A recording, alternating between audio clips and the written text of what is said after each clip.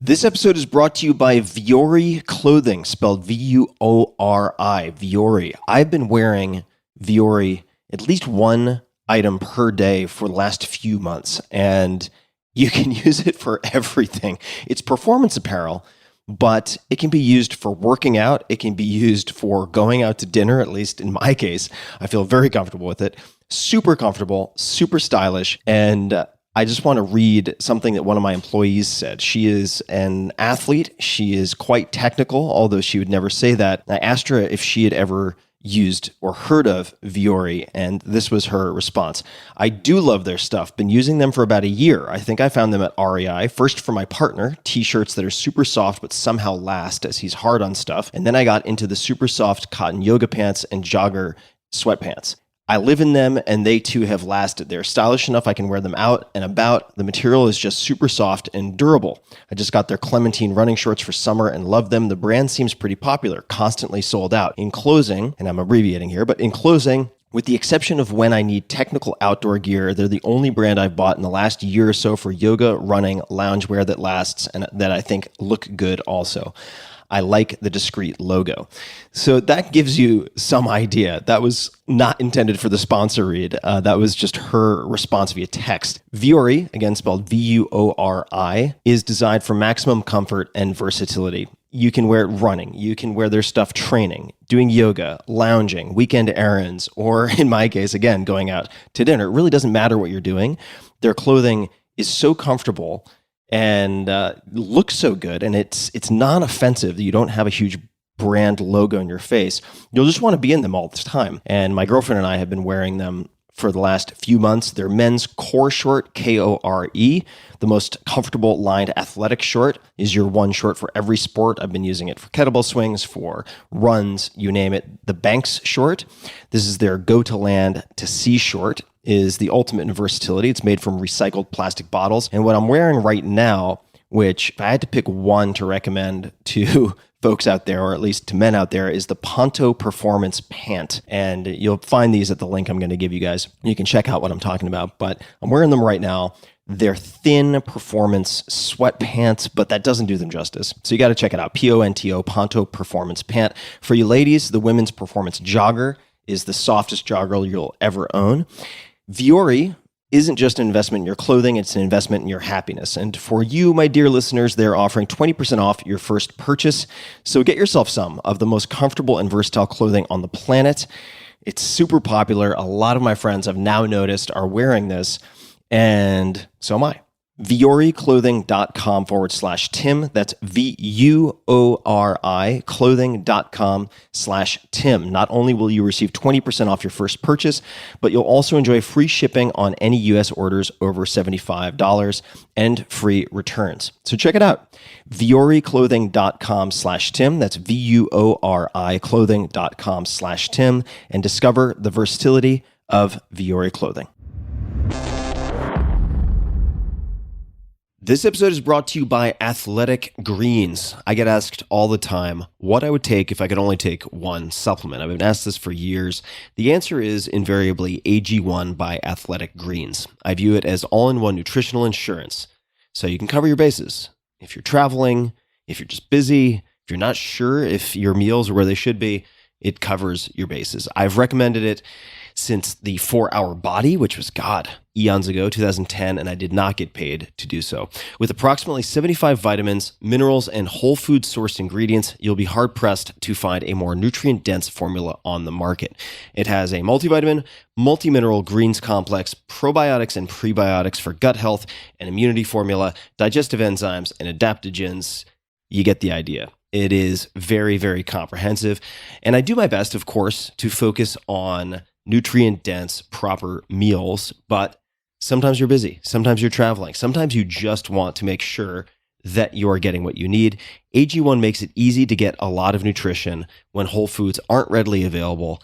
It's also NSF certified for sport, making it safe for competitive athletes, as what's on the label is in the powder. It's the ultimate all-in-one nutritional supplement bundle in one easy scoop. Right now, Athletic Greens is giving my audience a special offer on top of their all-in-one formula, which is a free vitamin D supplement and 5 free travel packs with your first subscription purchase. Many of us are deficient in vitamin D. I've found that true for myself, which is usually produced in our bodies from sun exposure. So, adding a vitamin D supplement to your daily routine is a great option for additional immune support. Support your immunity, gut health, and energy by visiting athleticgreens.com/Tim. You'll receive up to a year's supply of vitamin D and 5 free travel packs with your subscription. Again, that's athleticgreens.com/Tim. Optimal minimal. At this altitude, I can run flat out for a half mile before my hands start shaking. Can I ask you a personal question? Now would seem an appropriate time. What if I did the opposite? I'm a cybernetic organism, living tissue over metal endoskeleton. Ferriss Show.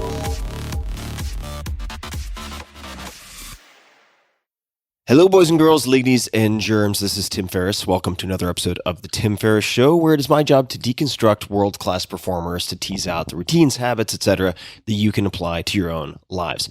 This episode is going to be a little bit different. In this episode, past podcast guest and excellent writer, Cal Newport, interviews me for an article he ended up writing for The New Yorker titled Revisiting the 4-Hour Workweek, How Tim Ferriss's 2007 Manifesto Anticipated Our Current Moment of Professional Upheaval. So the call itself was for material. We were having a conversation for this print piece that ended up coming out.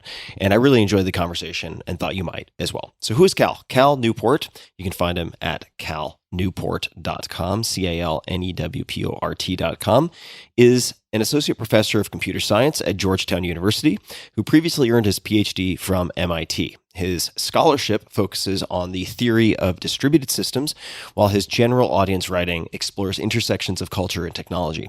Cal is the author of 7 books, including most recently Deep Work, Digital Minimalism, and A World Without Email. He is also a contributing writer for The New Yorker and the host of the Deep Questions podcast. You can find my interview with Cal, me interviewing him, that is, at tim.blog/Cal Newport, and you can find the 2007 talk at South by Southwest that launched everything. So my talk at that festival, my first ever keynote on the content and the concepts in the 4-Hour Workweek at tim.blog/SXSW. And with all that said, please enjoy. Tim, thanks for taking some time to talk with me today. My pleasure. Excited to dig in. Yeah, so I really want to focus, as we've talked about before, on the conception and immediate reception of the 4-Hour Workweek. And just to remind you of the context, I'm interested in this idea that book's reception in 2007 was actually a warning shot of sorts about what was happening in the world of work becoming less sustainable. And it was a warning shot that was largely forgotten. And now we are feeling it today, the after effects of this thing that you were pointing out early. So I wanted to get into a little bit of story of the book and the reception. I'm going to ask you about that and get your thoughts about why, in some sense, that warning shot faded out of people's perception for a while. So that's the route I'm going to take, if that's amenable to you. It is absolutely amenable. I'm game. All right. So I want to set the context of the times and the culture before you started conceiving this book. So right off the bat, you graduated Princeton. Do I have this right? Right around 2000. What was the actual year you graduated? 2000. Exactly 2000. Okay. And did you go straight from Princeton to Trusan? Was that your first job? I did. Okay. Yep. Had the desk in the fire exit. Very much not up to code. They were over capacity. So it was an exciting time to land in Silicon Valley. And you were there for that first crash, the 2001 crash. Yes. Absolutely. So when did you begin to notice signs of unsustainability about the work culture out there? Was it Trusan? Was it later with your startup? I mean, what was it like out there? Because, and just as context, this 2000 to 2005, roughly, this is when, as far as I can tell, something tipped in the culture, especially in Silicon Valley, towards this sort of hyper-commutative, unsustainable. So I know somewhere around there this was happening. You were there. What were you seeing on the ground back then? I was seeing what I suppose many people were seeing and engaging in, which is a heroic sprint, or what was intended to hopefully be a sprint, to sort of cash in or cash out with these incredibly fast growing startups. This was the sort of new economy. All the rules were thrown out. At least that's how it was presented in the media. And I think everyone there was inclined to believe it because it was an appealing fiction that you could sprint for a few years and everyone could make a ton of money and cash out. Turns out that is harder to do than it would seem on paper. But when things crashed, at least what I saw before the tech startup implosion, was people coming into the office on the day before Thanksgiving or Thanksgiving and working late into the night and so on. And that in and of itself is not intrinsically unsustainable for everyone, but it's unsustainable for a lot of people, right? If you're Ruth Bader Ginsburg, yes, you can do that for the entirety of your whole life. If you're Henry Kissinger, you can also do that. But I think the vast majority of us can't sustain that for an incredibly long period of time. So I took the behaviors that I had developed working in the startup culture, working in a very fast growing startup, and then applied it to my own business starting around, say, 2001. My tenure at TrueSand didn't last very long because TrueSand didn't last very long. And I was working across multiple time zones. I was waking up early, going to bed very, very late, and probably clocking, I would say, at least 12-hour days typically. And what I began to notice, this was very early from a tech perspective, right? If you wanted to access certain, say, files on your computer, this is pre-Dropbox, you might have to use something like Go to My PC to log in remotely and so on. So as far as mobility and remote access, it was very, very early days. We had Flintstones tools at the time compared to today.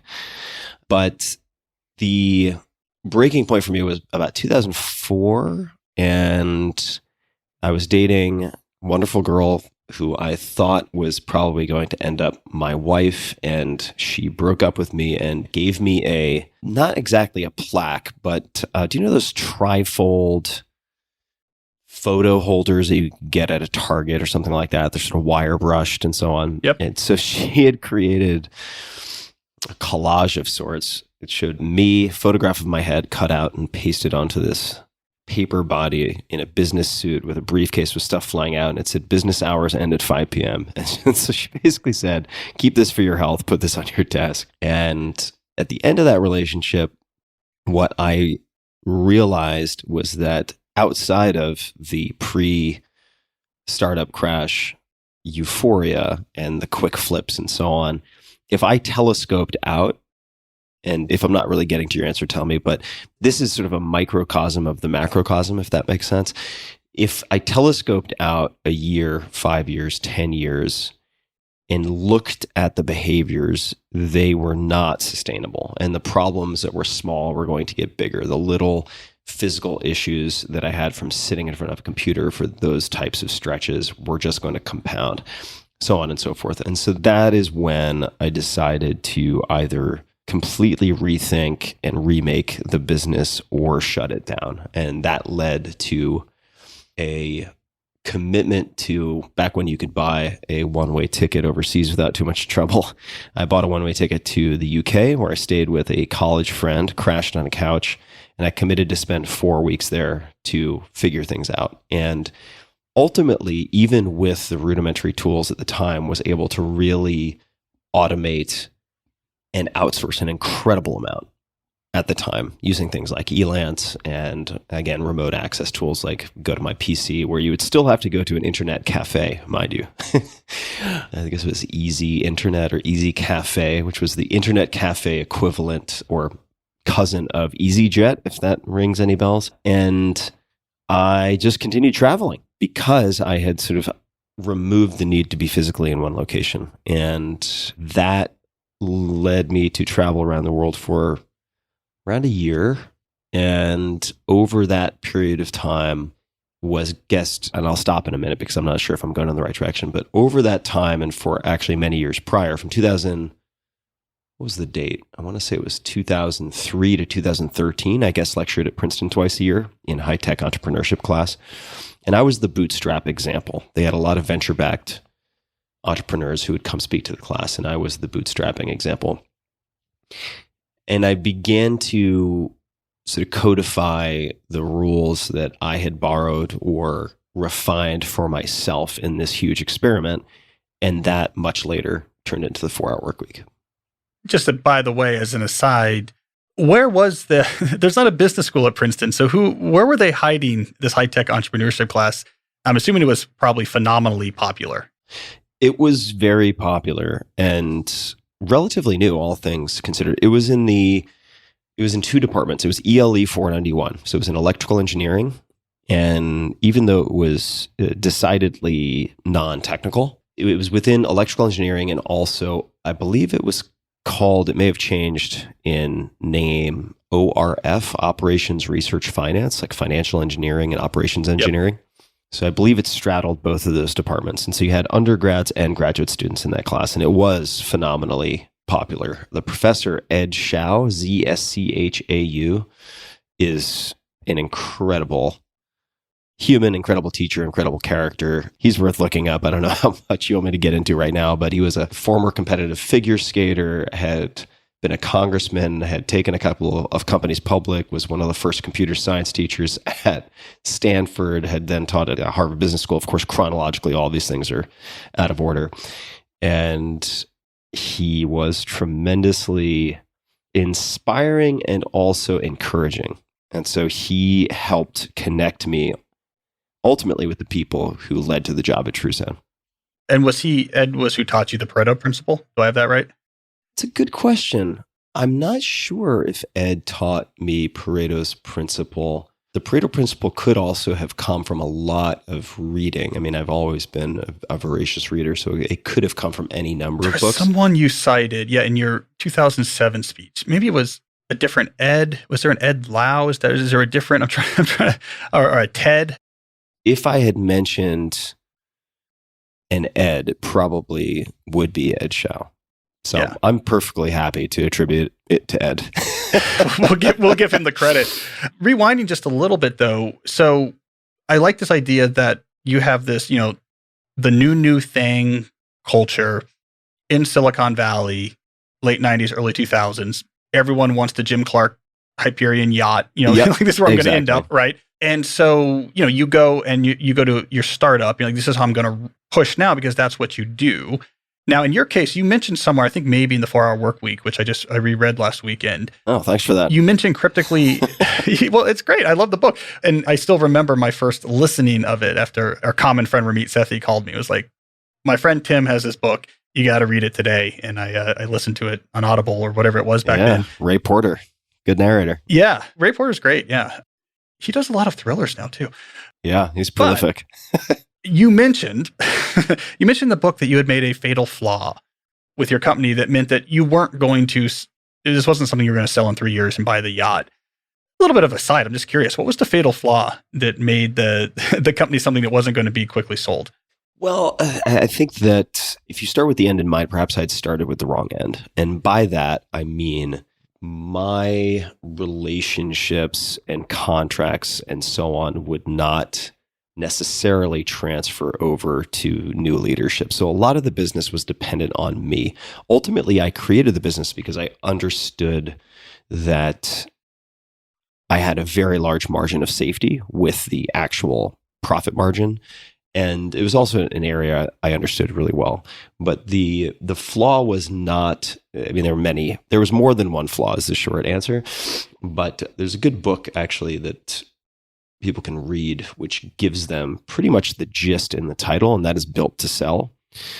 And a more extreme example of something not built to sell would be, say, the Tim Ferriss Show, the podcast, right? It is so intrinsically intertwined with me. There's a key man, in this case, dependency.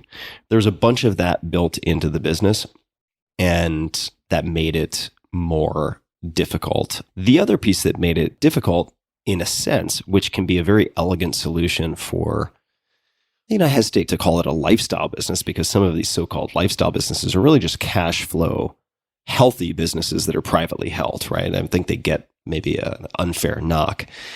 But with many of these lifestyle businesses, certainly a lot of the businesses that exist now and a lot of the businesses that were created after people read the 4-Hour Workweek, you would have one or two owners, and then you would have lots of contractors.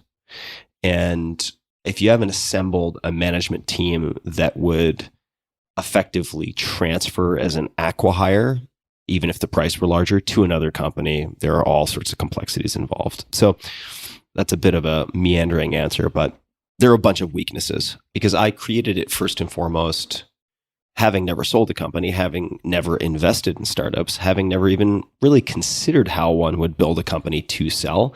I started it first and foremost to produce cash flow. And that's the long and short answer. Right, exactly. That in some sense, because you've mentioned before, for example, at some point people tried to knock it off unsuccessfully, and that's because it's not just the idea or assembling the right contractors, it's the intense focus on operations that the founder, runner, you injects into it. That I am here 7 a.m. to midnight, doing all the things, keeping the things up, caring. You are the operational cog. Yeah, absolutely. You can hire all the contractors and set up a relationship with the manufacturer, but if you're not paying attention to it. Cal, may I add actually one more thing? Yeah, sure, of course. I was just going to say, I think it's important to note that because we're talking about sprints, and I mentioned that word at least, and sustainability and so on. I think it is, all things equal, critically important if you are opting into, say, the venture-backed startup game, where there are some zero-sum scenarios, that you work your ass off. I do actually think that's important. If you're playing that game, and it is in some ways very similar to professional sports, it tends to favor the young who are really going to put nose to grindstone and are willing to engage in that type of full contact sport. But even within that type of intense environment, things very often take 2 or 3 times longer than you would like them to and cost 2 or 3 times more. So it makes sense to have systems and habits and principles that support those types of contingency plans, if that makes any sense. Well, yeah, and I'm glad you brought that up because this sort of brings me to my next question, which is you have this culture emerging in Silicon Valley where there's people making a run for startups that going big. For the first time this capital was there, everyone saw what happened to Netscape, and then the firing gun had been fired. But then what interests me, and this is where I don't know if you have an answer or not, is that attitude metastasized out of people who were employee number 3 on a startup trying to hit an IPO schedule. And it grew to just, I'm a programmer, I'm in the marketing department at this larger company. And then it grew out of Silicon Valley and the knowledge work more generally, this let's get after it, let's sprint, this hustle culture. And the other place it had shown up where it was sort of necessary was in, high finance. So in the 80s, I guess, you had Michael Lewis now for him looking at Silicon Valley. Of course, you had Liar's Poker. So they also was that culture was coming out of the managing director push in high finance in the 80s and 90s. And then we get this push for your startups. But it spread. And it spread to people who I am not in line to, I don't own 30% of a company that my effort's going towards, that I'm going to make a lot of money when this thing sells. And yet everyone began working more and more like that rarefied model of the founder trying to make their startup successful. I don't know if you have an answer. I don't have an answer, but I don't know if you have a thought on it. But why is this just Silicon Valley's cultural influence? Because this is what I saw. That idea spread and people began treating, work became more and more that type of sprint, even when there wasn't a clear finish line that you were sprinting towards. It's a good question, and I can only take an educated stab at it, but it's still speculative. I would say, I think what happens in Silicon Valley often is twofold. There are companies and people who are lionized and put on a pedestal, and therefore culturally there is a lot of imitation of Silicon Valley. I do think that's a piece. I do think, though, it's possible that an even larger piece is that Silicon Valley, certainly at that time, and there are more places like Silicon Valley now, whether that's New York City, Cambridge, Shanghai, Beijing, there are more places like it. But if we flash back to the early 2000s, Silicon Valley was also the prototyping and testing ground for new technologies. And you had bleeding edge early adopters. Even if technologies are available, I think of the William Gibson quote, which is very overused, but it is apt here, which is the future is already here. It's just not very evenly distributed. And that's true in Silicon Valley. So, for instance, years ago, you could go into a coffee shop in Palo Alto and they were actually attempting, I think it was Coupa Cafe, Coupa. They were attempting to allow you to pay in Bitcoin for your coffee. I don't think they had many takers, but nonetheless, that was an option. And similarly, I think whether it's internet cafes, remote work arrangements, virtual organizations, a lot of these were tested early on. And you also had people buying tools and iPhones and so on, although iPhone may have come later, with a certain density in Silicon Valley. And when you have all of those tools and you have certain cultural norms, but they're enabled by a certain pervasive technology fetish, if we look at where we are now, it's the easiest way to make the point that when you can always be connected and when you don't have a single physical office, you can work all the time. And in fact, it's incredibly challenging and you need strategies and rules, maybe even technological constraints so that you don't work all the time. It bleeds over. And I think that's a byproduct of not just the culture and the narrative, although that's a big piece of it. It's also a byproduct of Silicon Valley, at the time at least, being sort of ground zero for density of new tech use, which then proliferated out to other places. I like this because I think it's the alternate hypothesis, and it's a hobby horse hypothesis of mine, that the other way to understand people getting more busy, work seeming less sustainable. We have my original hypothesis, which is there's this culture of overwork that came out of Silicon Valley. But what you're saying here is the other, I think, competing hypothesis, which is maybe even more right. I mean, I just wrote a whole book about this. It was the tools. Yeah. And that when you give people always on low friction digital communication, there's weird dynamics that occur. And I note, for example, in your 2007 sort of coming out South by Southwest talk, South by Southwest interactive talks, I want to get to as sort of the core of this book's release. And I just re-listened to it. Email is mentioned. You mentioned email 4 times in the first 6 minutes of that talk. It is your personification in some sense of unsustainable work, right? The whole opening of this talk is about how work has become unsustainable, and email is brought up multiple times as the example. So this is the competing hypothesis, which is once email spread, and again, we can blame Silicon Valley in the sense that they probably prototyped like, hey, we should all be on email talking all the time. I mean, that's where that came from. It became an accidental byproduct. We can all reach each other at all times. There's no governor on that behavior. And the whole social, cultural, economic, business culture environment just spiraled out of control. Mm-hmm. And suddenly no one knew what to do. We were constantly getting emails. We didn't know what to do with it. No one was putting a cap on that. No one was asking, how should we do it? So that's another hypothesis that maybe that one's more accurate.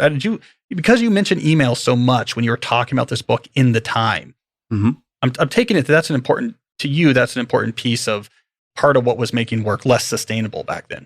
Oh, for sure. And I mean, I think that, well, a few things. Number one, I would love to hear that talk because I haven't heard it since I gave it. I wasn't even aware that they had a recording. So if you could send a link to that, I would love to listen to it. Do you remember your PowerPoint broke? Do you remember that? I do remember that. I absolutely remember that. I do remember that. It seemed like a metaphor for something. It seemed very profound. It was very, very, very meta.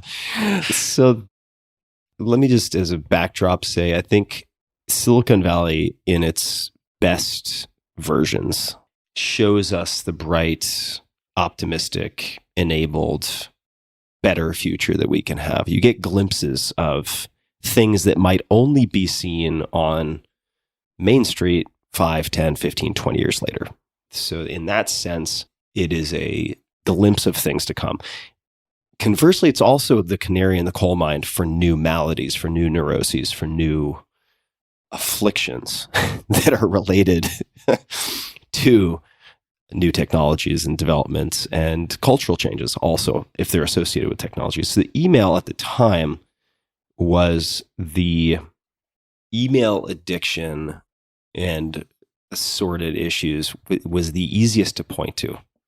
And Twitter is just an example. I think you and I spoke about this some time ago, but my understanding is that Twitter launched officially that same South by Southwest. And I remember there being a huge big screen TV on the ground floor of the convention center where they had South by Southwest Interactive, which at the time was really the redheaded stepchild of the entire event. It was tiny. It was so small. And now it's the connective tissue that binds everything at South by Southwest together. But at the time, it was very small. And you could see all of the tweets being published in real time in the world on one big screen TV, and you could watch it. You could watch it slowly click through, and you could see it scroll. It was incredible and kind of crazy to think that you could do that at that point in 2007. But Twitter wasn't ubiquitous. Social media weren't ubiquitous in the same way that they are today. So email at the time was a clear example of a tool that was designed for defense purposes. If we go back to like ARPANET and so on, best I can tell, that was now being adapted to be used as an instant messaging tool by millions of people. And I recall, I don't know if I mentioned this in the talk, but at the time, Robert Scoble was a big figure in this corner of tech, and he had said something to me along the lines, I may have only mentioned this in later talks, I don't know if I mentioned it in that one, but that the only way to receive fewer emails is to not respond. And that he had noticed when he responded to email, for every email he responded to, he received something like 1.75 email in response.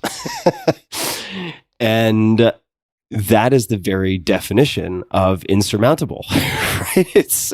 You used the word metastasize earlier in the conversation. I think that's very appropriate here. And if you begin to telescope out, just looking at, if we take that math as roughly true for a lot of people in some fashion, it was very clear that we had either a broken tool and or a broken approach to handling this tool. And everybody empathized, especially the people in this audience at South by Southwest. I mean, these are tech early adopters who have maybe been sort of wading through the briar patches and quicksand of high volume email by that point, perhaps for a few years longer than the mainstream. That acute pain perhaps had not been felt by a lot of other people, which is part of the reason why I think the 4-Hour Workweek really, and it was deliberate on my part also, but it really took off among tech savvy and tech immersed knowledge workers in a handful of cities first. And right. I think it's because they felt the pain most acutely. And that matches my research. They're hard to find now, but I used to have people were posting notes, their notes from your session, and the email, it's too much. Tell people you're not going to answer. You know, except all of that elimination ideas was just asterisk, exclamation point, Scoble's interview with you. Let's get into the email. You definitely felt that. This is where that tipping point was happening, but no one was yet saying this was unsustainable.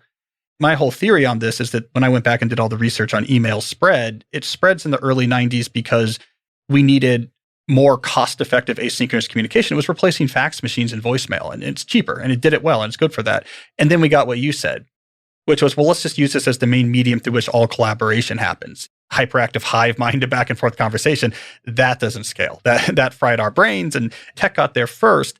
But the problem was tech was the wrong place for that to hit first because they're such techno-instrumentalist in that world. They're like, okay, it's all about user habits. If I can just get a custom Vim macro suite set up just properly, right? This was the era of Merlin Mann and Inbox Zero, that like, if email's a problem, it's because I don't have the right setup. I don't have the right configuration. I don't have the right processing system for, and so they were going at it by saying, I'll just build better tools because the tech is quite neutral. It's all about how you use it. So like, we must just be using this tool wrong. But I think you're right. And I agree with that theory that the whole way is that organizations were using emails. Like, this is how collaboration happened. Meant there's nothing you could do to your inbox configuration that was going to save you from having to answer a lot of emails. You had to actually change how the work happened. which is basically what a lot of what you were preaching. And maybe that's what made it transgressive at the time or a release. But I'm glad you had that same reaction, because that's so strongly how I remember your talk. The email thing just landed, like that was a punch that just landed, and the audience was like, yes. Oh yeah. Now, email and the idea of autoresponders and de-risking autoresponders and case studies of people who had implemented interval-based management of email, say checking every day at 10 a.m. and 4 p.m. and providing a phone number if they're needed more urgently, et cetera. I mean, these types of approaches and the actual experiments and case studies which allowed people to see how infrequently the worst case scenarios manifest landed in a very, very big way. And just to build on what you said, it's very tempting to think that you can make surface level changes to the tools and tactics that already lay on top of what you're doing. And it turns out, I think, certainly in hindsight, if we look at the last 20 years since 2000, I would imagine that if what I've seen is any reflection of a broader experience, that instead of having an inbox now, you have 5 crowded inboxes. You have different messaging apps. You might have iMessage. You might have multiple emails. You might have any number of other applications that sit on the desktop or on your phone. And it's clear to me that you really, at least, millions of people who have read the 4-Hour Workweek have found it more helpful to start with first principles and questioning assumptions and identifying possible worst case scenarios, how to mitigate them, and then running experiments a little higher up the stack, if that makes any sense, or further upstream, just to mix all my metaphors. Because at the end of the day, if you have an unsustainable approach, you can window dress it with an upgrade or an application switch, but you're not typically addressing root causes. And I think that's why even now, since you just read it last week, you can say as credibly as anyone that the resources in the 4-Hour Workweek are out of date. And many of the examples, how to market test, how to launch what people would now call an MVP, have all changed. But the book still sits in the top few hundred on Amazon generally to this day, somewhere in the top 1,000. And I think it's because of the principles. It's because the principles and the stories and the pain are still present and can still be used, or in the case of the pain, minimized by kind of revisiting the fundamentals. Right. You're saying it's not go to my PC and TV Wiki fans? That's right. That's right. Yeah. Those are no longer relevant. And this is actually a great point, like if you think the latest app is going to save you, you're just going to have to repeat the drill 6 months later, 12 months later. There's very little durability to a tactic-based or a tool-based approach, in my experience. Right. You're not one Slack plugin away from productivity nirvana. From nirvana, right. Just a quick thanks to one of our sponsors, and we'll be right back to the show. This episode is brought to you by LinkedIn Jobs. Small business owners juggle 100 balls and don't have time to interview unqualified or even underqualified job candidates. LinkedIn Jobs makes it easier for you to find the people you should interview faster and for free. Create a free job post in minutes on LinkedIn Jobs to reach the world's largest professional network of more than 770 million people. Then add that job and the purple hashtag hiring frame to your LinkedIn profile to spread the word that you're hiring so your network can help you find the best applicants for the position. Simple tools like screening questions make it easy to focus on candidates with just the right skills and experience so you can quickly prioritize who you'd like to interview and possibly hire. It's for all of these reasons and more that small businesses rate LinkedIn Jobs number 1 in delivering quality hires versus leading competitors. LinkedIn Jobs helps you more quickly find the candidates you want. Did you know that every week, nearly 40 million job seekers visit LinkedIn? Post your job for free at linkedin.com/Tim. That's linkedin.com/Tim to post your job for free. Terms and conditions apply. One of the things you talk about in the 4-hour work week is in elimination, you talk about, I don't like productivity. And I think most time management is, in some sense, a waste of time. This is smart people spending too much time trying to be more efficient instead of trying to be smarter about what they do. And I recently did this big piece for the New Yorker it was called The Rise and Fall of Getting Things Done. And it was about the rise of the productivity prawn movement, which was this movement that felt like with the right high-tech tools and scripts and database-backed applications, you could basically make work. You could tame all your work and it would be easy. An interesting thing about that timeline is that movement picked up all of its speed in the 3 or 4 years before the 4-hour work week came out. And around the time the 4-hour work week came out, one of the main organs of that, which was Merlin Mann's 43 Folders blog, which was a really important thing at the time. Oh, it's hugely influential. Yeah. Basically, not shut down, but it redirected away from, this isn't going to work. That's kind of the point of this article, is it followed Merlin's story, but it was like, okay, we're not going to solve work by just having Quicksilver scripts and KGTD. Like, actually, we need to rethink work. All of that was concurrent. So when you were looking at productivity is not working, time management is not working, is that what you were seeing, that moment of that brief moment of optimism where we thought with like the right Mac configurations, we can make our overwhelming work effortless without having to actually ask the question of what our work is? You might not remember. I mean, this is a while ago. No, I remember a lot of it. I think that last portion is true for me, at least, in the sense that the cult of productivity, and we have to be very careful with that term. And you've written about this. I read your recent piece, actually, which I thought was very good. We have to define productivity very carefully. Yes. Lest we become, the greyhound chasing this rabbit around a track, not knowing why we're there in the first place. But I think technologists and those who are mesmerized by technologists and technology are very prone to getting extremely efficient at doing things that are not important. And sometimes they do apply it to things that are important, but the thrust of the 4-hour work week, I would say in a nutshell, is what you do is more important than how you do it. And put another way, being effective is more important than being efficient. So let's think really hard about the 80-20 principle, otherwise known as Pareto's law, such that if you focus on the highest leverage things, even if you fuck up every which way from Sunday, you have such a margin of safety and such a disproportionate output for the time that you put in, it's okay. Does that make sense? So if you look at Churchill, Drucker, I mean, a lot of these figures who were massively productive by almost any definition. I mean, taking naps, you got like Ulysses S. Grant, alcoholic, it's not like they were sitting in front of a typewriter or dictating or frenetically active all the time. That was just not the case. So yeah, I agree with you.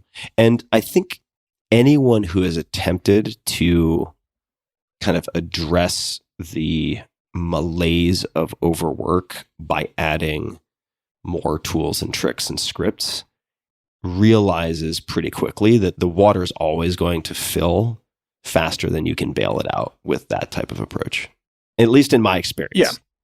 I think that idea was very influential for me too. I got it from you. I got that from the 4-hour work week, but I thought about it recently. I wrote an essay over the summer where I read a book about the history of a lot of great scientists, about the history of science. And I wrote this essay that was saying Galileo didn't work that much.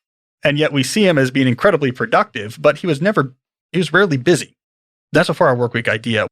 I just want to say one more thing because it's so tangible for folks. A lot of people don't identify with scientists or maybe even writers, but this is true of a lot of the world's best investors also. I mean, Warren Buffett, don't just do something, stand there, instead of don't just stand there, do something. And very laziness bordering on sloth, I think, is how either he or Munger have described their investing approach. You don't have to do a lot if you get a few things right? If you really pick your targets well. Okay, good. Now that you brought it up, let me just, as an aside, pitch you this idea I've been developing on my podcast recently, slow productivity. Yeah. And here's my whole concept. I don't know. Let's see if this makes sense. Productivity depends on scale. So when you say, what I want to do is maximize what I produce on the scale of weeks, you're going to be very, very busy. Let's get things moving, emails going back and forth, I'm jumping on calls or what have you. But if you change the scale to years, like I want to maximize what I produce over the next 5 years to be as impressive as possible. It's like a completely different game, because now it's like, I want to produce 3 great things in the next 5 years, which means your Wednesday, you might do nothing, right? It's like scale. So this is my new thing. Maybe scale, the scale at which you're talking about producing changes the rhythm of what your everyday feels like. But this is all aspirational for me because I have too much going on. So, yeah, I love that phrasing, slow productivity, or like patient productivity is maybe another way to look at it, and not to revert back to investing over and over again. But money is such a important, tangible, scary, alluring thing to people that it's useful as an instrument when talking about some of these principles. And I read a book recently, listened to a book called The Psychology of Money by Morgan Housel, and I was quite impressed by it. And one of the chapters explored the importance of playing your own game and not other people's games, but that entails knowing what games they are playing. So for instance, if you have momentum traders who are in very short positions, who really don't care if, let's just use an arbitrary example, if Google has a higher price a year from now, but they do care. They don't care about fundamentals, anything like that, free cash flow, whatever. They don't care about any of that. What they do care about is sort of market sentiment or behavior driving up the price that they can sell tomorrow or a week later. And it's important to kind of know the motivations and the games of other participants, because if you have a different time horizon, your way of relating to that is totally different. For instance, like, can I guess, and this is not investment advice, but like, can I guess correctly whether a stock's going to go up or down by what percentage over the next week? No. Over a year? No, probably not. I mean, any kind of cataclysm could hit, but there are certain trends over time where it's like, yeah, do I think there are certain technologies that inescapably are going to become more pervasive in a 5 to 10 year stretch? And if I invest in companies that are investing heavily in those areas, do I have a pretty high degree of confidence it's going to go up? Yep. And that's all the homework I really need to do. Does that make sense? And similarly with productivity, if your time horizon is like, how can I get the most important things done over the next 5 years? And that's reasonably well thought through, but you're reading interviews with people on the cover of magazines, if that's even a thing anymore, who are in a mad sprint in a zero-sum startup game to like dominate market share and do God knows what. You're playing different games. They're just different games. Was that your mindset when you moved into podcasting? Like, now we're doing a long game? Because you had a lot going on. And yeah. It seems like you simplified things. And at first, it must have been the first month you're doing that is not an empire. Oh, yeah. The podcast, I'm not sure if this is going to be relevant, but I'll tell you, the podcast came about because the 4-Hour Chef just about killed me. It was such a complex project done on such tight timelines. It was one of the most grueling things I've ever done physically. Very, very difficult project. And when I launch books, I'm basically doing an 80-20 analysis and looking at what is the different channels and forms of media that are decreasing in influence but are thought to have still very high influence by the majority and thus kind of overvalued in some fashion. This could apply to paid acquisition too. And then I'm looking at the neglected darlings that are undervalued in some way, uncrowded in some way, but growing in importance. And so podcasts, I do this every book launch, and the podcasts came out pretty uniformly as having a massive impact. This is in 2011, 2012, planning this. So I did a lot of podcasts for the book release, and they had a tremendous impact. And I really enjoyed the format and decided that I wanted to test podcasting for, I think my commitment was 6 episodes. But here's the rationale. The rationale was, or rather the question that I would ask myself is like, is there a way that I can win doing this even if I fail? And the way that I win doing something even if I fail is if I develop skills and relationships or deepen relationships that transcend that project as a failure. Does that make sense? Yep. Scott Adams writes a lot about this really well.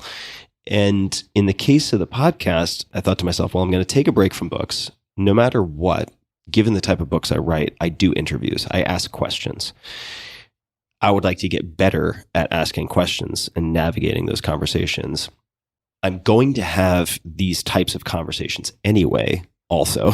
So why don't I determine what I think the minimum effective dose is for podcasting? Like, how many episodes would I actually have to do to start to get better at speaking and interviewing? I was like, 6 to 10 probably. Great, let's commit to that.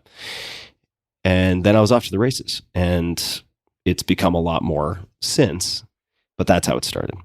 Interesting. Yeah, I was curious about that. So I'm glad we got that detour. But okay, so going back to work being unsustainable, warning shot. When you got this opportunity to speak at South by Southwest 2007 at South by Southwest Interactive, this was potentially a hostile crowd, as far as I can tell, right? Because these were Silicon Valley types. I mean, he was at this music festival, but this is where all the khaki pants were and all the vests were. These were people who were going after it, crushing it, trying to get their startups turned around. So it kind of could have gone both ways. So because this was ground center. So were you worried about that, or you knew everyone, enough people in this world, you're like, yeah, everyone's going to be on board with this? What's the mindset going into that crowd? The mindset was, I really don't have much to lose, in the sense that if it works, great. If it doesn't work, it doesn't work, and I'm right back where I started. And I felt like I knew that crowd because I was a member of that crowd on some level, if that makes sense. And I also wanted to approach it, maybe this is part of the mindset, by telling my story and describing case studies. You would know better than I, because I haven't heard it since I gave it, but I don't think I was saying you have to do this and everyone should do X, Y, and Z. There were certainly prescriptions, like you could do this. This is what I've done. This is what so-and-so did. But it was really sharing a story, and there was so much common pain. I knew the pain was going to land. I knew it was going to land because I had also workshopped the material on classes for years of technologists. And now these are undergrad and graduate students, but nonetheless, I was living in Silicon Valley. So I was surrounded by friends who were co-founders and people who were using technology. So I was very highly confident that at the very least, the various pains would be something people would identify with. And also, maybe a little known fact, Hugh Forrest, who I thank pretty much every time I speak at South by Southwest, gave me a shot. I did not have a proper room. The talk was given in basically an overflow room, I want to say, that also acted as a mini cafeteria. And there was a cancellation. There was some type of cancellation. And to my memory, he was like, hey, if you still want a shot, we got a spot. Here's this little stage. Yep. And I want to say the capacity was something like 100, maybe 100 to 150 people, somewhere in that range. And no one knew who the hell I was. And it was packed. It was packed. And that had nothing to do with me. It had zero to do with me. It had to do with the pain and the potential of some toolkit that would help alleviate that pain. But it was standing remotely. And that is purely from subject matter.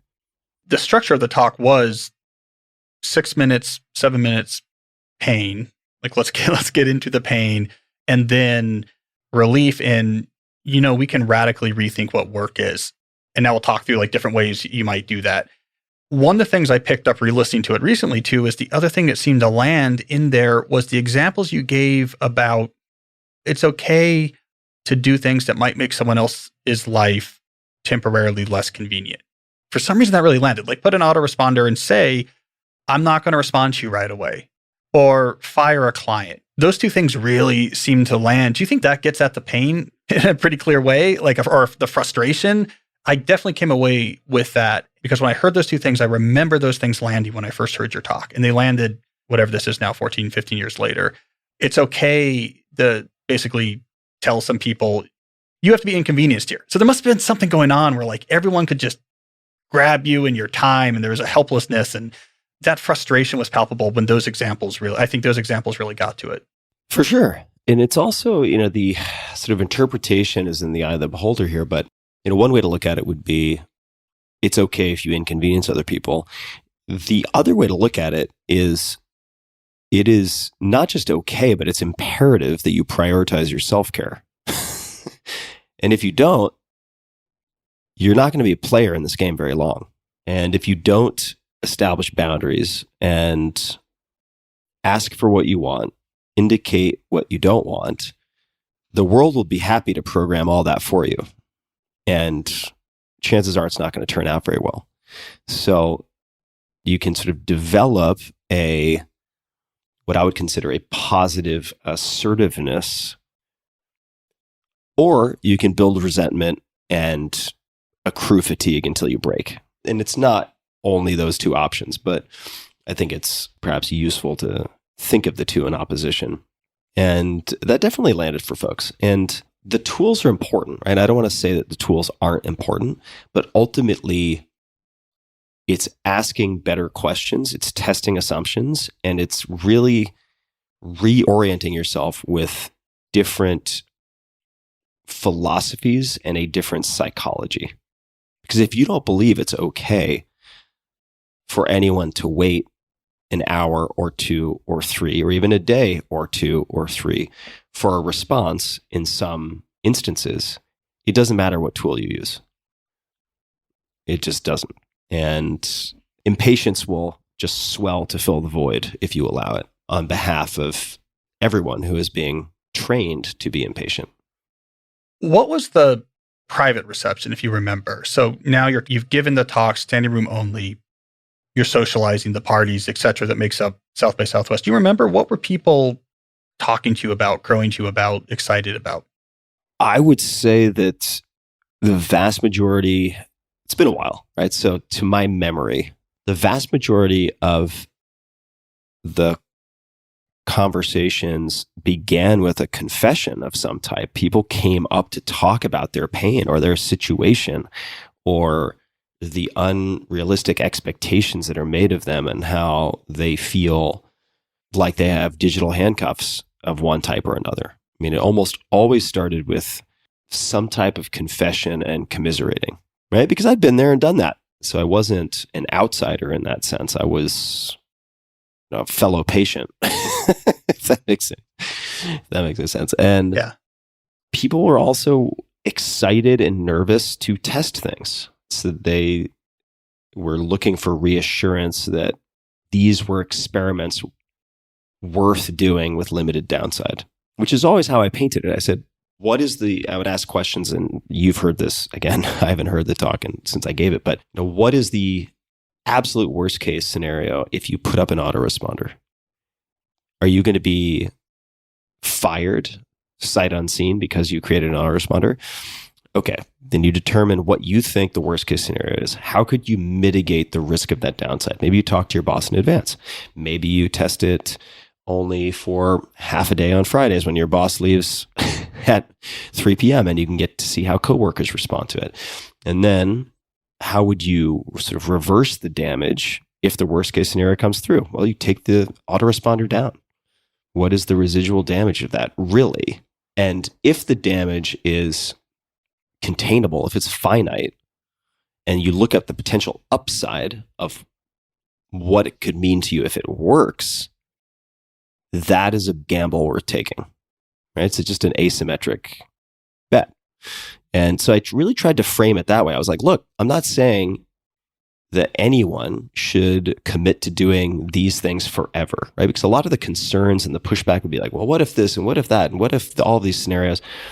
I can't account for all the scenarios, but I do know that in my own life and in the life of the people who served as case studies, a short test, 24 hours, 48 hours, is very valuable because it provides you with more information, and it either confirms or questions a lot of the fears associated, the anxieties associated with it. So a lot of the conversations were around that, and people got right to it. I mean, South by Southwest lasts a while. So there were people who began to test autoresponders the next day. And so people then started coming up to me to share their kind of hallelujah. I thought all these horrible things were going to happen, and none of them happened. At the same conference. At the same conference. I mean, I think that's a very important point, that the freedom to experiment is the meta value. Like, in other words, like the book and your talk is a microcosm of the book. First lays out, here's this pain that wasn't being articulated. And so people say, thank you, right? No one's articulating this. They're all saying, God, get after it. And then the second part is, you have a lot more options than you think. You can even be relatively radical in re-engineering what work means. Go out there and try things. And then the book had specific things to try. But am I paraphrasing or summarizing the reaction, how you were thinking properly when you were saying it's not that you have to build a particular automated muse that uses VAs in this very particular way? It's, you should be doing that type of experiment. Like, be willing to say, well, what if I did this? Let me try this. And you might not end up selling French sailor shirts, but you can forgot about that. Yeah. But you can almost certainly end up with a much better work configuration. Might look much different. And the person who always comes to mind, and I won't use his name because I didn't ask him permission, but he's a common friend of ours and was really big, on your book when it came out. I met up with him at some point, I think it was 2008 in Rio. And I was there presenting a paper at a computer science conference. He was there for Carnival because he's a lifestyle designer. And when I first met up with him, he was showing me, okay, I've written this code. It was like very in line specifically with the examples in the book. It goes through the Google AdWords, automatically finds like what underperforming, value AdWords. I click this button and it automatically sends a email to my VAs in the Philippines who are good English speakers, who then write 25 articles on this topic and put it on HubSpot so we can get a high price for these. He wanted, it's very, very automated. And then I met up with him a couple of years later, and what he was doing was much more sustainable. He was a computer programmer. He's like, I found that I'm working remotely, hourly, but for a European company, and I'm getting paid in euros, and I'm living mainly in South America, and there's a great geo arbitrage going on there. And it was this spirit of rethink your work life. His first attempt was, let me exactly follow one of the examples in the book. And then where he ended up was, actually, I'm getting mobility, I'm getting geo arbitrage, those bigger concepts. And then he ended up going to an incubator and doing a startup because he had time to think about things and what he wanted to do. And anyway, so that, to me, that always summarized that point you're making there, that you can do radical things that are different than the thing that's very unsustainable now, but you have to go take action, experiment, and that's okay. And even if some people get mad, that's okay.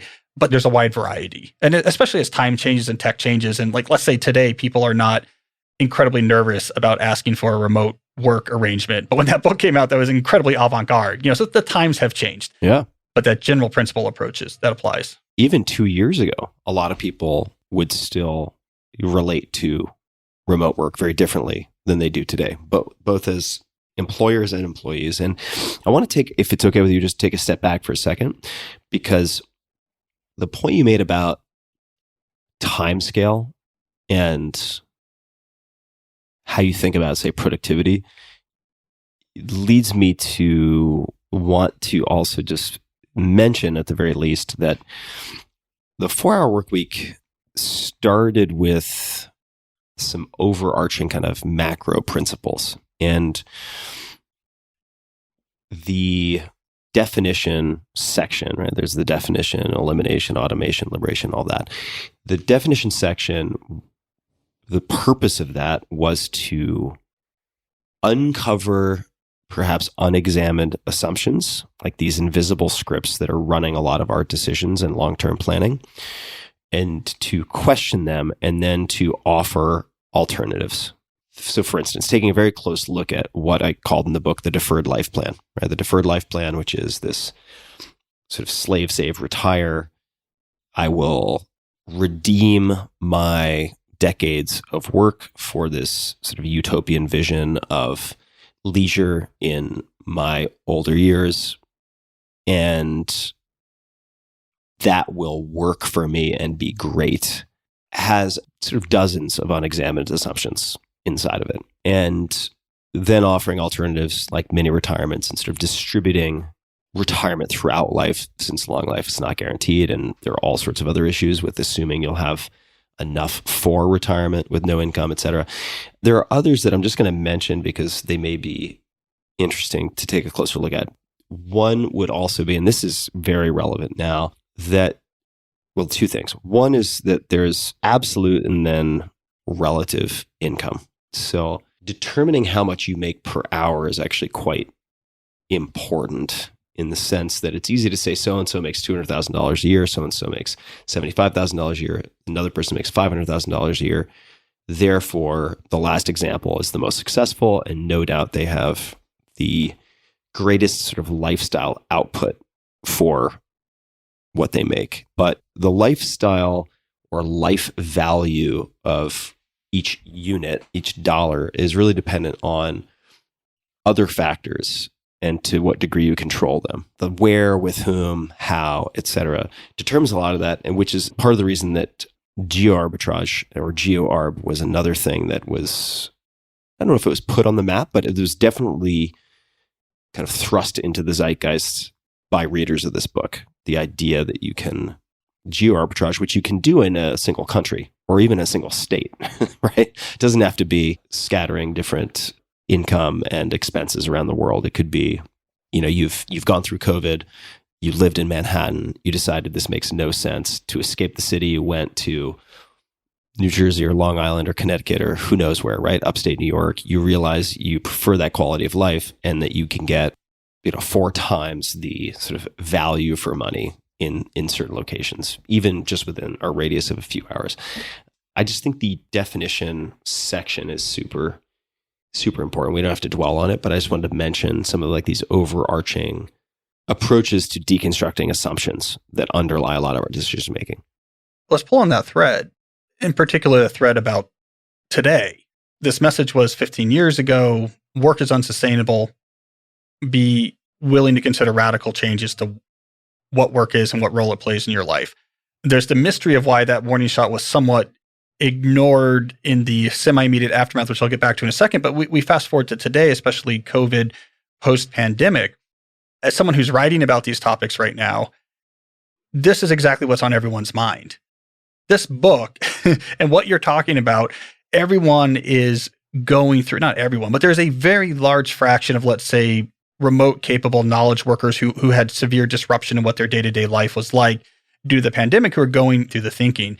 You mentioned before, you're seeing the book is not catching a new wave. It's always sold well, but it's finding an audience now, a new audience. It's never really stopped, but I would have to imagine it's finding a new audience. I mean, a friend of mine, old friend, sent me a photograph from Austin. He said, "Oh, this makes me happy." And he said it was a photograph of young guy, probably late 20s, reading the 4-Hour Workweek, the only hardcover edition, or I should say the latest hardcover edition that exists, which is the 2009 expanded and updated edition, right? So 11 or 12 years later, post-COVID, this is still finding an audience, and it's finding new audiences, I think, in part because there were early adopters for this book, and there were people who really ran the tests and did the experiments in the book. And then there was also, of course, it's called the 4-Hour Workweek. There was a lot of dismissing it based on the title, even though, on some level, it's really about maximizing per hour output, right? On some level, it's about that. But for the title, because of how popular it became in the subsequent year, it was on the New York Times bestseller list, I want to say, I could get you the exact duration, but 4.5 years, 5 years straight, or something like that. And it became part of the pop cultural conversation. And I think that there are many, there have to be at this point, just given the exposure of the book, millions of people who have seen the book, they've heard about the book, and they concluded this will never work. This can never work for me. And then all of a sudden, this discussion of time and mobility, which is the centerpiece of the 4-hour work week, has been pushed to the forefront of everyone's mind through this gigantic experiment called COVID-19.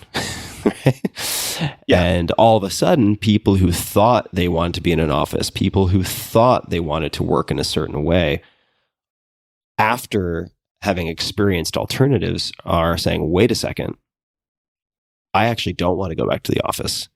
How do I figure this out? And there are also, I don't want to say risks, but challenges in working remotely, in feeling like you have and developing community when you are fully distributed. And these problems existed certainly when the 4-hour workweek was initially released. They still exist. So I feel like we are still in the honeymoon phase of remote work for millions of people. They think they've found the promised land, but I don't think they have experienced some of the harder aspects. Like the Filling the Void chapter in 4-hour workweek talks about this, right? So I think for a lot of these reasons and more, the book has definitely seen a new resurgence of interest. Yeah. Why in the interim? It's a mystery that I'm curious about. In the interim between when it first hits, work is unsustainable, you should try radical new things. In the interim, over time, the book and pop culture beyond people who are directly engaged with the book got associated with something different. And I mentioned this to you via email, but I think about 2011, The Office brings up the book. Daryl brings up the book, the character Dale in The Office. And by that point in 2011, when he's bringing up this book, it has nothing to do with work being unsustainable and radically rethinking work. It is all just, how do I be more hyper-productive? Which is almost the opposite of what the book is about. And I bet that for a lot of people who the book was on their radar, but they didn't engage with the book, that's, for a lot of people, became associated with like being hyper-productive by using you sort of radically inventive in the systems you use for the purpose of getting more done, which is not what the book was about. And so this is sort of this mystery to me, is that this big warning shot was happening. We feel it today huge. Yeah, work's not sustainable. We need to rechange it. But in between, somehow that warning shot for a lot of people got changed to how can we use tech and innovative systems to get even more done? Yeah, it's a damn fine question. The 4-hour work week became, and I didn't mind. I thought it was kind of funny, this sort of pop culture productivity novelty. It's that word again. Novelty. Yeah, yeah, in a way, right? So so it shows up on The Office, or the cast from, well, supposedly the cast, I mean, it's probably a bunch of ghostwriters, but from It's Always Sunny in Philadelphia, wrote a book called The 7 Secrets of Awakening the Highly Effective 4-Hour Giant today. Right? So you can see what that is. And I would love to hear your theory for why this is, but I think it's deeply, deeply uncomfortable. And it can be deeply, deeply challenging to really question the assumptions and plans that are the underpinning for much of your existence, your waking existence. Right? I think it's very uncomfortable. And it's not as cleanly measurable, perhaps, as installing a new Chrome plugin that helps you do A, B, and C. And I cleared 17% more email in the last hour. That type of trackability and that type of accountability is really alluring. So the productivity porn, like real porn, is highly addictive and highly distracting. And as new technical doodads and applications and approaches surfaced, even if they're old approaches that are being reinvented, right, using note cards or index cards for various things, it's a very graspable, appealing novelty that I think almost everyone gravitates towards. It's not surprising to me that the 4-hour work week became a representation of a collection of productivity tricks or techniques or technologies, because it did include that, in fairness. But I think that what is unfortunate but not surprising is that the 4-hour work week is sort of treated like a toolkit and a bunch of construction materials, but used without the blueprint and the approach and the guiding design principles that are explored in the first, say, 2 sections, especially. Those 2 things are divorced, where in my mind, the blueprints and the design principles, those are the most valuable and most important piece. And then the tools, those are all going to change over time. And I expect them to change over time. That's what I've observed. Did you observe people doing that? Just looking at the hacks and not, or was it the perception of the people who weren't reading the book, but just, this is what I think it is? Because you, of course, you're around this crowd a lot more. Yeah, I think it's more the latter. The book is written in a way, if you start at page 1, you cannot get around the sort of philosophical resets and questioning of assumptions and design principles. You can't get around 100% them. true. Yeah. But if you are reading a blog post that is supposedly a summary of the 4-hour work week, or you are reading any number of books that followed the 4-hour work week, which were intended to kind of capitalize on that wave of popularity, they focused almost without exception on the tools and the tricks and the latest websites and the best virtual assistant services and so on. Again, not to say those don't have value. They do have value, but without the underlying frameworks and principles, I don't think you end up solving many problems. And in fact, I think you can end up creating a lot of new problems. Well, and maybe some of that was, you're 100% right, because I just reread the book. There's no other way to interpret the book if you read it. There's no other way to interpret it than this is unsustainable. You have to craft the life that emphasizes the other currencies that are important. This is what the good life is built on. Oh, now let's talk about how you might do it. And part of this, so I have 2 theories I'll throw at you. Part of this, I think, is don't underestimate the degree to which the way you did talk about the systems when you got there was so new and compelling that it almost opened up a new genre and tone in productivity. There was I don't quite know how to articulate it, but there was a precision and a brashness to, it was like very declarative and precise, and it's kind of hard to articulate, but the way you would talk about, and the VA should do this, and we should, and don't do it for this, I can't do it justice, but it's very compelling in itself. So I think you might have introduced a stylistic approach to giving advice that itself could be separated. Yeah. From the context, right? Because it's a very compelling, it's very compelling. The book is very compelling beyond the content. So there's something in that tone. But then the other thing is, I think, and when we last talked, I was bringing this up to you, is that I've been covering recently, I'm very interested in the anti-productivity movement, and it's very powerful right now. And I'm taken by the degree to which when you read people who are in this movement, the way they characterize what is popular in productivity and time management is invented. It's fabricated. When they talk about what productivity books are out there right now, they will say it's it's all about trying to get 60 things done and find more time in your day to get things done. And so I go over to, time management in Amazon. Let's look at the bestseller list, right? What are commonly the top 3 books there? It's usually shifting back and forth between 4-Hour Workweek, my 2016 book, Deep Work, and Greg McKeown's 2015 book, Essentialism. All of these books are about working less, getting away from distraction, getting away from busyness, trying to get the things that are more meaningful. You have to go down pretty far. David Allen shows up pretty early, but I think he's misinterpreted. I think he's more about, I hate the fact we have so much to do, but let's at least try to tame it so we don't go insane, right? So you can't really interpret him as pushing for overwork. I can't find on the list of best-selling time management books right now anything that is, how do we get more done? I think the last book like that just straight up lionized that was maybe Hyperproductivity from 8 years ago or something like this. And so that also seems to be a effect that's going on, is that for people who are characterizing 4-Hour Workweek or any of these books, or characterizing me or other people in this genre who aren't engaged in the books, they have just projected this whole fabricated world where productivity, we're all Frederick Winslow Taylor. And we have stopwatches, and we're twirling our mustaches and trying to get people to move back and forth between. If you put your keyboard over here, you can type faster, move your mouse faster, and whatever. So I don't know what that means, but it seems to be true that there is a fabricated world of what productivity literature is, and nothing like that has been popular in 30 years.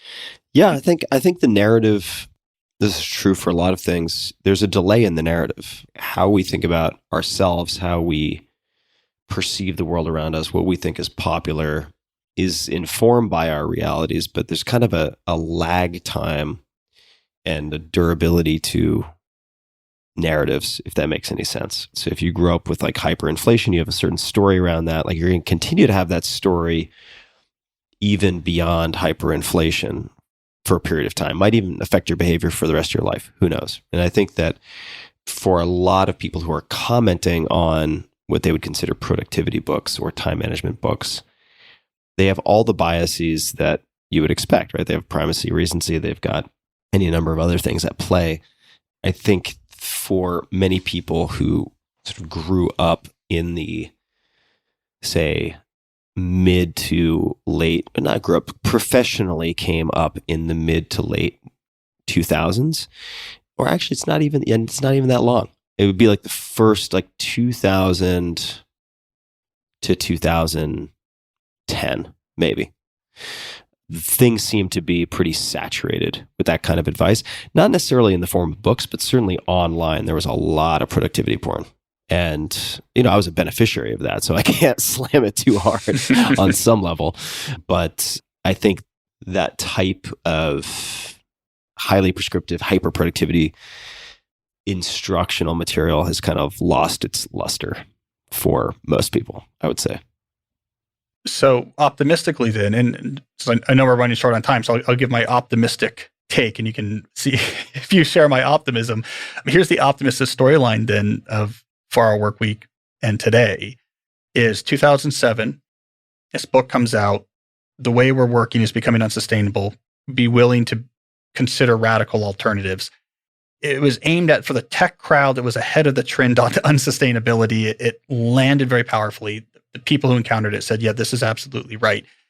It's taken 15 years to get to it, but the wider world around it was not quite ready for that yet. We're like, look, we still believe that maybe hardcore productivity and systems, and if we just have the right planner that we can solve this problem. We get the 2021, we get the pandemic to help accelerate this. Now, knowledge work writ large is like that 300 people and that overcrowded converted cafeteria in 2007.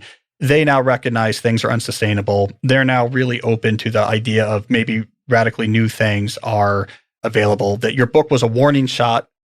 We might have ignored it for a little while. And by we, I mean the people who didn't directly encounter it, which it was a large people. But now we're hearing the echoes of that warning shot reverberating because what you were warning about, we're all there, that you were 15 years ahead of your time. Am I optimistic there, or is that plausible? I mean, that sounds plausible for sure. What I saw and experienced, other people saw and experienced. I just happened to be the one of many who could have written this book, who sat down after looking for this book for myself to write the book I couldn't find. And I think that a lot of the challenges discussed in the 4-Hour Workweek have only compounded. And, if compounding is the 8th sort of greatest wonder of the world, then it's remarkable and terrifying what that can become. So I do think I agree with you that it's, same, but 10x, same, but 100x, same, but 1000x. Instead of one inbox, we now have 14. It's clear to me, and maybe this will always be the case, but that a lot of what we consider work is just simply not working. And it's never been more important to ensure that we are not getting really good at doing things that should not be done in the first place. Right? Yeah. And optimistically also, we've never, in a sense, had more options. The technology has never been better. The flexibility with remote work arrangements have never been better. So the tools and options and unorthodox career and life choices that are available now have never been available to more people, in my opinion. So I know we're at the 90-minute mark, I promise. So I'll just conclude by saying, when I first read that book or listened to it, I guess it was in April 2007, I had that instinct that there's something prophetic about this, in the sense that this is picking up on bigger trends that are going to be very important, and a lot of thinking, a lot of things are going to be based on for a long time to come. And at least it's my sentiment that 15 years later, I think that was true. I'm glad you put those ideas out there when you did. Thanks, Cal. I really appreciate that, and really admire the work that you do and thinking that you do behind the work that you put out. Really, I'm a big fan. So thank you for taking the time to have the chat also. Yeah, well, thank you, Tim. Hey guys, this is Tim again. Just one more thing before you take off, and that is 5 Bullet Friday. Would you enjoy getting a short email from me every Friday that provides a little fun before the weekend? Between 1.5 and 2 million people subscribe to my free newsletter, my super short newsletter called 5 Bullet Friday. Easy to sign up, easy to cancel. It is basically a half page that I send out every Friday to share the coolest things I've found or discovered or have started exploring over that week. It's kind of like my diary of cool things. It often includes articles I'm reading, books I'm reading, albums perhaps, gadgets, gizmos, all sorts of tech tricks and so on that get sent to me by my friends, including a lot of podcast guests. And these strange esoteric things end up in my field, and then I test them, and then I share them with you. So if that sounds fun, again, it's very short, a little tiny bite of goodness before you head off for the weekend, something to think about. If you'd like to try it out, just go to tim.blog/Friday. Type that into your browser, tim.blog/Friday. Drop in your email, and you'll get the very next one. Thanks for listening. This episode is brought to you by Athletic Greens. I get asked all the time what I would take if I could only take one supplement. I've been asked this for years. The answer is invariably AG1 by Athletic Greens. I view it as all-in-one nutritional insurance, so you can cover your bases. If you're traveling, if you're just busy, if you're not sure if your meals are where they should be, it covers your bases. I've recommended it since the 4-Hour Body, which was, eons ago, 2010, and I did not get paid to do so. With approximately 75 vitamins, minerals, and whole food sourced ingredients, you'll be hard-pressed to find a more nutrient-dense formula on the market. It has a multivitamin, multi-mineral greens complex, probiotics and prebiotics for gut health, an immunity formula, digestive enzymes, and adaptogens. You get the idea. It is very, very comprehensive. And I do my best, of course, to focus on nutrient-dense, proper meals, but sometimes you're busy, sometimes you're traveling, sometimes you just want to make sure that you're getting what you need. AG1 makes it easy to get a lot of nutrition when whole foods aren't readily available. It's also NSF certified for sport, making it safe for competitive athletes, as what's on the label is in the powder. It's the ultimate all-in-one nutritional supplement bundle in one easy scoop.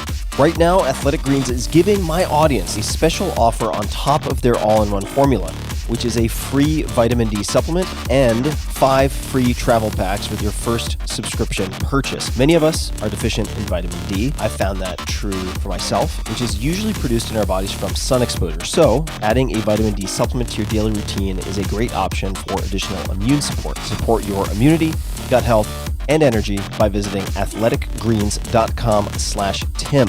You'll receive up to a year's supply of vitamin D and 5 free travel packs with your subscription. Again, that's athleticgreens.com/Tim.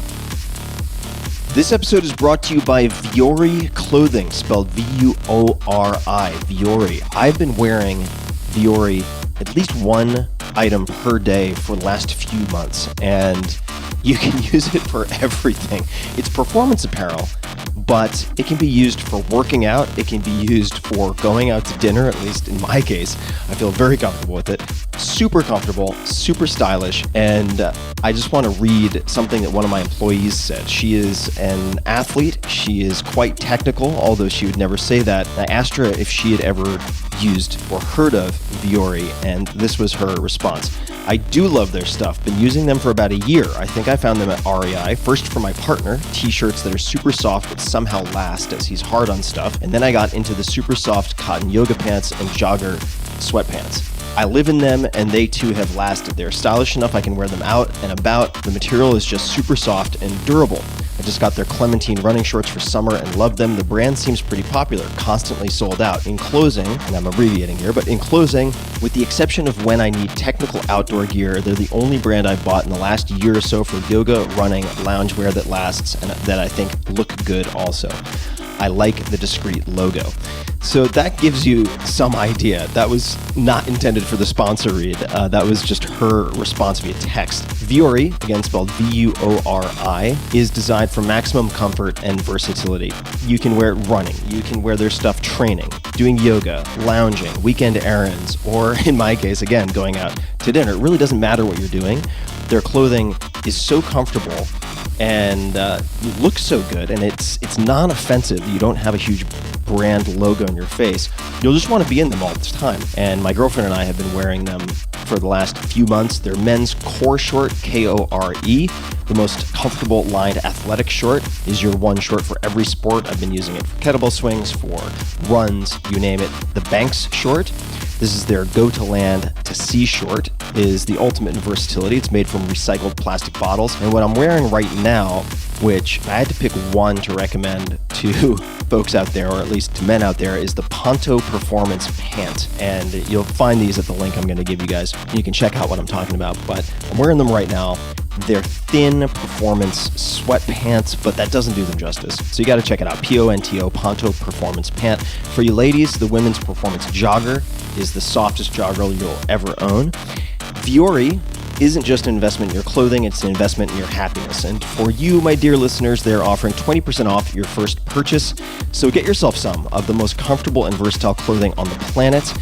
It's super popular. A lot of my friends I've now noticed are wearing this, and so am I. VuoriClothing.com/Tim. That's VUORI clothing.com/Tim. Not only will you receive 20% off your first purchase, but you'll also enjoy free shipping on any US orders over $75 and free returns. So check it out. VuoriClothing.com/Tim. That's VUORI clothing.com/Tim, and discover the versatility of Vuori clothing.